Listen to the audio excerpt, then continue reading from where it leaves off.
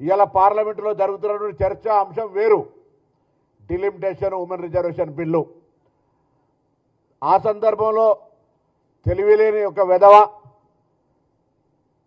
మెదడు జ్ఞానము లేక తెలంగాణ విభజనను పాకిస్తాన్ భారత విభజనతోటి పోల్చి ఈరోజు ఈ భారతదేశంలో ప్రజాస్వామికంగా రాజ్యాంగ ప్రకారంగా లోక్సభ రాజ్యసభ పాస్ చేసినటువంటి బిల్లులను పార్లమెంటు వేదికగా అవమానపరుస్తుంటే తెలంగాణ నుంచి ఎంపికైన 8 మంది భారతీయ జనతా పార్టీల ఎంపులు చీము నెత్తురు లేకుండా వాటిని విని ఎంజాయ్ చేసేటువంటి దౌర్భాగ్య పరిస్థితి వింటే తెలంగాణ తల్లి రోధించేటువంటి పరిస్థితి ఉంది. అలా ఏ మాత్రం బాధ్యత ఉన్నా తెలంగాణ రక్తమున్నా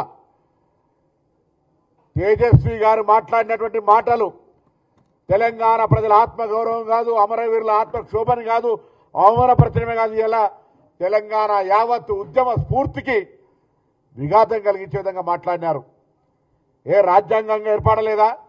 ఇంత పెద్ద దీర్ఘకాలిక ప్రజల ఆకాంక్షకు కాంగ్రెస్ పార్టీ నిర్ణయం తీసుకొని ఆనాడు భారతీయ జనతా పార్టీ కీర్తిశేషులు సుష్మా స్వరాజ్ గారు రాజ్యాంగ ప్రకారంగా పార్లమెంటులో మద్దతిస్తే ఇవాళ ఈ యొక్క ప్రధానమంత్రి నుంచి మొదలుకొంటే మొన్నవరో తెలుగుదేశం ఆంధ్ర ఎంపీ కూడా పార్లమెంటు గురించి కూడా మాట్లాడుతూ ఉండే, తెలంగాణ విభజన గురించి మాట్లాడుతూ ఉండే.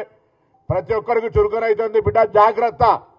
తెలంగాణ ఉద్యమకారులంతా ఒకవేళ ఎందుకులే విభజన జరిగింది కదా, ఎవరి విభజన దాకానే పోరాటం, విభజన తర్వాత ఎవరి బతుకులు వాళ్ళు బతకాలనుకుంటే జ్ఞానం లేక అజ్ఞానంతో పార్లమెంటరీ వ్యవస్థలో రాజ్యాంగాన్ని అవమానపరిచే విధంగా తేజస్వి మాట్లాడుతున్నటువంటి మాటలు ఈరోజు దేశ ప్రజాస్వామ్యానికి అగౌరవం.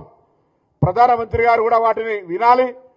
కాంగ్రెస్ పార్టీ మా నాయకుడు రాహుల్ గాంధీ గారు కూడా మెయిల్ చేశాం, అది పార్లమెంట్లో తొలగించేదాకా, ఆ పార్లమెంటు రికార్డుల నుంచి ఆ పదాలు తొలగించేదాకా డిమాండ్ చేయాలని కూడా కోరుతా ఉన్నాం.